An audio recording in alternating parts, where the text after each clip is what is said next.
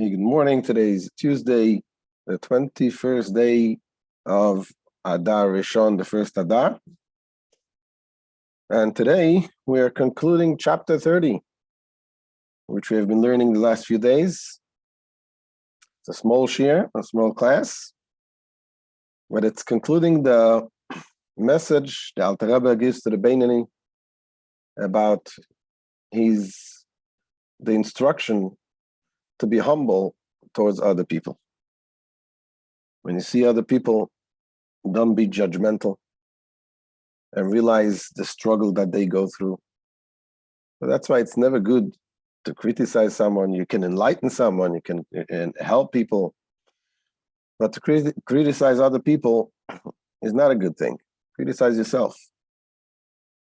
And Alter Rebbe listed a number of things where he's talking to the Mr. Beinani, the person that is perfect, that is doing everything right. He's religious, he's studying Torah, he's doing every mitzvah, he's kind, he's moral, he's every good virtue he has. And yet, Alter Rebbe says that you should know that when you compare yourself to others, you're not better than them. Even people that seem to be very low morally, very low religiously. And this was also in context of the problem that Alter Rebbe was addressing when the Beinani has an issue of the dullness of the heart, the numbness of the heart, that is not inspired, even if he's doing everything right, but is lacking the fire, lacking the excitement in Judaism, in the Torah and prayer. So this was one of the methods Alter Rebbe says. So compare yourself, realize that you're not as great as you think you are. When you compare yourself to other people, even people that are much lower than you when it comes to observance, you're not better than them. Why? Because see what kind of challenges they have, what kind of Yetzer Hara they have. And for them to overcome that temptation, for a Jew to just put on tefillin, to eat kosher, to do, not to look in the places where you're not supposed to look, for them it's a very, very tough fight. And the question is, are you doing the same fight in the areas that you're supposed to fight? So in other words, when it comes to studying, praying, for example, are you praying out of the routine, or are you really investing yourself in the prayer? And like this, the Alter Rebbe brought examples in every type of mitzvah, and realized that the main thing is the struggle, the effort you put in, the fighting the evil inclination, not to be doing things and cruise control, really putting your effort. And this is where, comparing to others, realize that you're not that great. And here in the last part of this chapter 30, the Alter Rebbe concludes that not only are you not better than them, but in a sense you're also worse than the lowest of the low. Why? Because you know better. The people that are not knowledgeable, they're not aware of the importance of Torah. So it's, in a way, it's nothing of their fault. They don't know much. And again, we learned yesterday that this doesn't give an excuse to anyone not to fight his own evil inclination, because even people in the lowest levels, they still have a free choice, and still they should fight their evil inclination. But when you're comparing yourself, a person who is in a higher level, a person who was fortunate enough to study Torah, to live, have an upbringing in an environment that is educating in what it means the Torah, what it means the mitzvahs. So he's definitely held to a higher standard.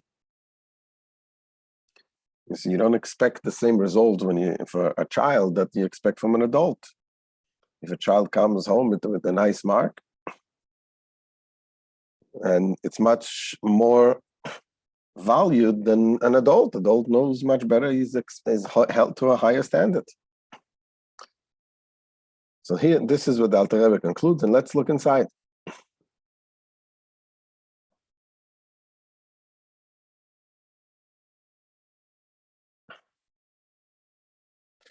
Here says the Alter Rebbe, Aval be'emes, imu yodei ha-sefer,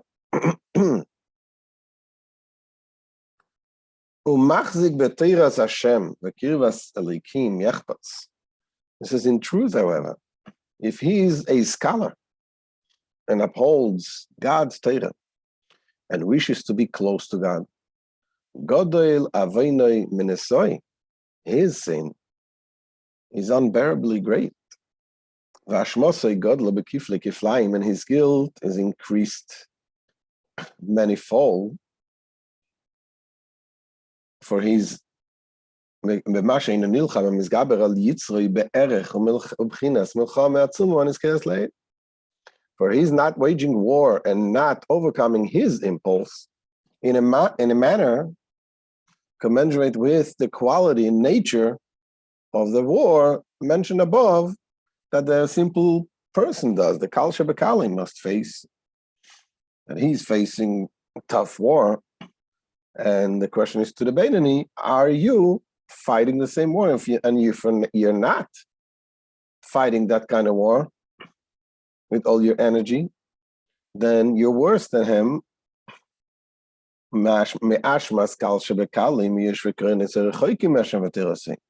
So his guilt is far greater than the guilt of the Kal Shebekalim, the most worthless of the street corner squatters, who are remote from God and his Torah. So the people that are not in a Torah environment, they don't know much. Yes, they should fight, but they're not expected as much as the Beinani. ואין השמוסם גדולו כל כך במה שאינם כובשים יצרם הבויר כאש לאהובו. מפני פחד השם המבין ומביט על כל מעשיהם. Says their guilt for not summoning up the fear of God, who knows and sees all their actions, in order to restrain their impulse, which burns like a fire flame, is not as heinous. The simple people, yes, they should fight, but their guilt of not doing it is not as serious. As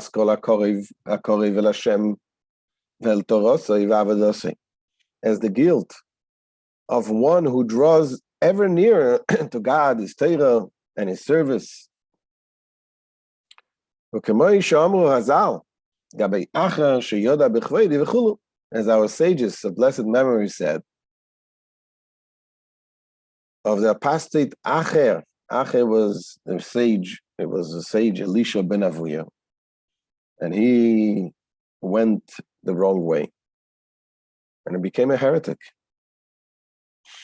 And he was a true heretic because he knew the Torah, and he was familiar with all of this, and yet he became a heretic. So our sages says, because he knew my glory, said God,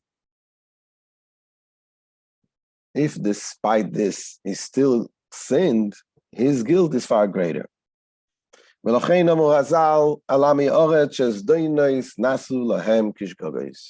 Therefore, our sages declared, in regard to the illiterate, the simple folks, that deliberate sins are regarded, in their case, as inadvertent acts. Why? Since they are unaware of the gravity of the sin. So even when they are sinning willingly, they're still considered like inadvertent. Because what does it mean? They violate Shabbos, for example, they eat not kosher. Do they know anything better? When it comes to the sages, when it comes to scholars, Torah scholars, people, then the other way that is true.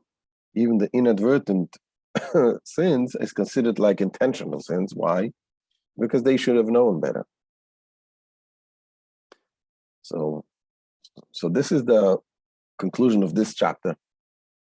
The Alter Rebbe gives us the understanding that You should be critical of yourself, not of others, and realize that compared to other people, you are not only not better, but in a sense, being that you know better than you're worse than them if you're not living up to the same fight that they're doing.